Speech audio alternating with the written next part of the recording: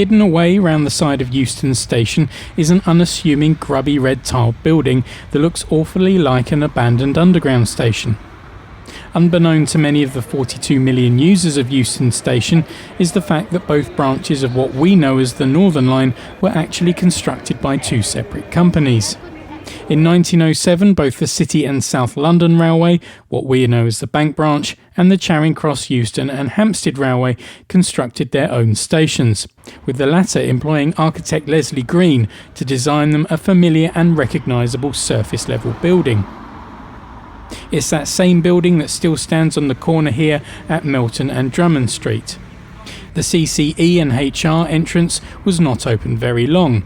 By 1914, both companies had been absorbed into the Underground Electric Railways Company, a precursor to today's London Underground.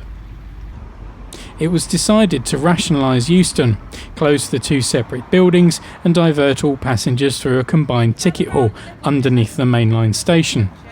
These days the Leslie Green facade gives way to huge ventilation equipment in the old lift shafts, but clues of the entrance's former glory can still be seen in the tilework and stairwell.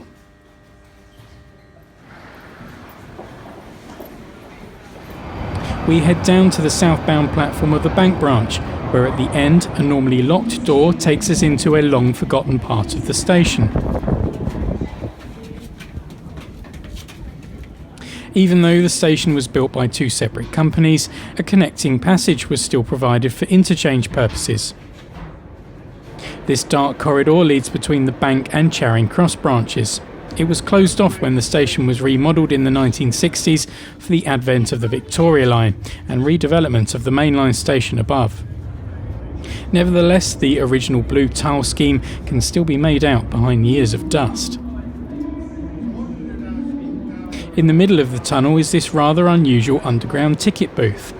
Passengers changing trains between the two companies were required to buy new tickets here. At the end of the corridor we reach what seems to be a dead end. This flight of stairs would have once led up to the southbound Charing Cross branch platforms. Unlike the properly abandoned Aldwych, which is regularly redecorated for filming, all the posters in these passageways are the real deal, a snapshot frozen in time from the day the passageways closed.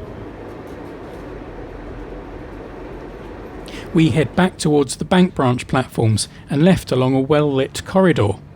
At the end are the lift shafts, connecting the complex with the pre-1960s mainline station entrance above. The lifts are long gone, but the area is now regularly used to store maintenance equipment. Yet more posters remind us of the age of the station and hark back to a golden era of rail travel. When the Victoria Line was constructed in the 1960s, the opportunity was taken to expand the complex of tunnels here and provide much needed ventilation for the new platforms. Walking down a dark and undecorated tube leads us to a series of shafts. Next time you're in Euston on the Victoria Line, look up.